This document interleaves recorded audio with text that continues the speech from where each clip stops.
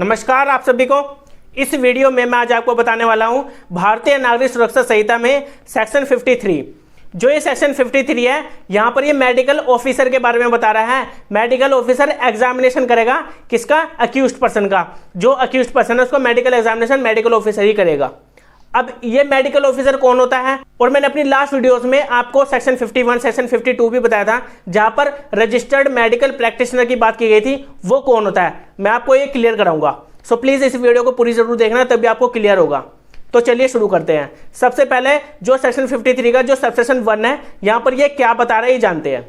When any person is arrested, जब किसी person को अरेस्ट कर लिया जाता है किसके थ्रू? पुलिस ऑफिसर के थ्रू। पुलिस ऑफिसर ये अरेस्ट करेगा या फिर कोई प्राइवेट पर्सन जिसको डायरेक्शन दी गई है। अब जब उस अक्यूज्ड पर्सन को अरेस्ट कर लिया जाएगा, उसके बाद उसका मेडिकल एग्जामिनेशन करवाया जाएगा। और उसका मेडिकल एग्जामिनेशन कौन करेगा? मेडिकल ऑफिसर करेगा। जो मेडिकल ऑफिसर होता है जो कि सेंट्रल और स्टेट गवर्नमेंट में सर्विस दे रहा हो, अपनी सेंट्रल और स्टेट गवर्नमेंट के अंडर वो सर्विस दे रहा हो, जो मेडिकल ऑफिसर है। अगर वहां पर मेडिकल ऑफिसर जो है, जो सेंट्रल और स्टेट गवर्नमेंट के अंडर क्या कर रहा है, सर्विस दे रहा है, वहां पर वो नहीं है, उसके एब्सेंस में वहां पर फिर किससे करवाया जाएगा? उसके बाद उसका करवाया जाएगा रजिस्टर्ड मेडिकल प्रैक्टिशनर से। जो मैंने अपनी लास्ट वीडियोस में भी आपको बताया था, रजिस्टर्ड मेडिकल प्रैक्टिशनर होता कौन है? जो एक प्राइवेट पर्सन भी होता है लेकिन वो रजिस्टर्ड होता है, ठीक है। जो कि मैंने अपनी लास्ट वीडियो में एक्सप्लेनेशन में भी बताया था कि रजिस्टर्ड मेडिकल प्रैक्टिशनर होता कौन है, किस एक्ट के अंडर वो एक्ट काम करता है। अगर आपने मेरी सेक्शन 51, सेक्शन 52 की वीडियो देखी होगी तो आपको ये क्लियर हो जाएगा जो रजिस्टर्ड मेडिकल प्रैक्टिशनर है वो कौन होता है। और इस वीडियो में आपको क्लियर हो जाएगा जो मेडिकल ऑफिसर है वो कौन होता है। मैंने आपको बता दिया है, मेडिकल ऑफिसर होता है जो स्टेट और सेंट्रल गवर्नमेंट के अंडर क्या दे रहा हो, अपनी सर्विस को दे रहा हो। तो पहले उसी के पास ले जाया जाएगा अक्यूज्ड पर्सन को, मेडिकल ऑफिसर के पास। अगर वहां पर वो अवेलेबल नहीं है जो मेडिकल ऑफिसर है, उसके बाद उसका medical examination registered medical practitioner से करवाया जाएगा।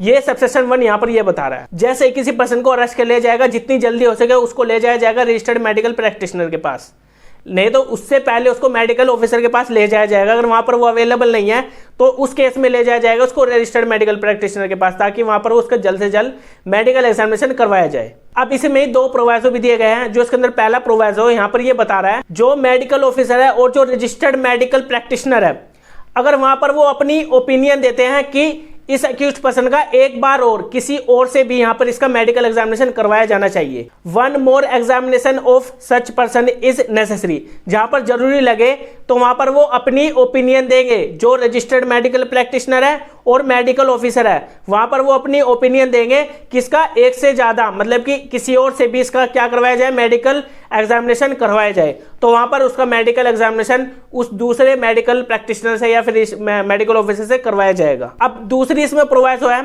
यहां पर ये बता रही है, जब भी किसी फीमेल को अरेस्ट किया जाता है तो उस फीमेल का मेडिकल एग्जामिनेशन कौन करेगा? सिंपल सी बात है, उसका एग्जामिनेशन करेगा जो फीमेल मेडिकल ऑफिसर होगी।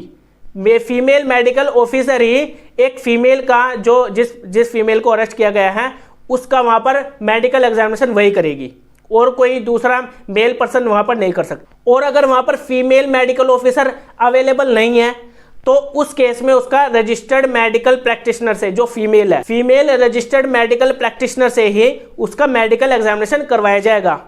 प्रोवाइजो सेकंड यहां पर ये बता रहा है, और कुछ नहीं है। ये भी आपको क्लियर हो गया होगा। अब चलते हैं सबसेक्शन 2 में। जो सबसेक्शन 2 है, सिंपली यहां पर यही बता रहा है, जो मेडिकल ऑफिसर है और जो रजिस्टर्ड मेडिकल प्रैक्टिशनर है, वो जब भी अपनी रिपोर्ट को तैयार करेंगे, उस रिपोर्ट में वो अपनी पूरी तरीके से उसको रिपोर्ट को तैयार करेंगे। उसमें ये मेंशन करेंगे जिसको अरेस्ट किया गया था, जिसका एग्जामिनेशन करवाया गया है, उसके शरीर पर, उसकी पूरी बॉडी का वहां पर चेकअप करके देखा जाएगा कि उसको कहां कहां पर इंजरी है, वायलेंस इंजरी है, कौन सी इंजरी है, यहां पर ये बताने भी पड़ेगा। और ये इंजरी कितने टाइम पुरानी है, जो उसके शरीर पर घाव मिले हैं वो कितने टाइम पुरानी है, ये भी उसमें मेंशन करेगा वो मेडिकल रजिस्टर्ड प्रैक्टिशनर और जो मेडिकल ऑफिसर है। ये पूरी डिटेल उसमें देगा, पूरा टाइम पीरियड उसमें बताएगा कि ये कब की यहां पर इंजरी है और कब की नहीं है। ये पूरी रिपोर्ट में मेंशन करके देगा। जिस भी मेडिकल ऑफिसर या फिर जिस भी रजिस्टर्ड मेडिकल प्रैक्टिशनर के सुपरविजन में वहां पर मेडिकल एग्जामिनेशन करवाया गया है, वो ही वहां पर उस रिपोर्ट को तैयार करेगा। ये सबसेक्शन 2 बता रहा है। अब जो सबसेक्शन 3 है, सबसेक्शन 3 यहां पर ये बता रहा है सिंपली, जो मैंने आपको सबसेक्शन 1 में अभी बताया है कि जो अरेस्टेड पर्सन है उसका मेडिकल एग्जामिनेशन करवाया जाएगा जल्द से जल्द। जो भी मेडिकल ऑफिसर होगा अगर वहाँ पर वो अवेलेबल नहीं है तो रजिस्टर्ड मेडिकल प्रैक्टिशनर से उसका मेडिकल एग्जामिनेशन करवाया जाएगा। तो उसका मेडिकल एग्जामिनेशन करवाने के बाद जो रिपोर्ट वहाँ पर बना दी जाती है, जो जिसकी सुपरविजन में वहाँ पर क्या हुआ है, उसका मेडिकल एग्जामिनेशन हुआ है, तो वहाँ पर उसकी रिपोर्ट की कॉपी को, जो मेडिकल रिपोर्ट की कॉपी है उसकी कॉपी को दे दिया जाएगा अक्यूज्ड पर्सन को भी। जैसे मैंने अपनी लास्ट वीडियोस में आपको बताया था कि जो मेडिकल स्टडी प्रैक्टिशनर है वो क्या करते हैं, जो पूरी रिपोर्ट को तैयार करके जल्द से जल्द वो देनी पड़ती है किसको, आईओ को, जो इन्वेस्टिगेशन ऑफिसर होता है।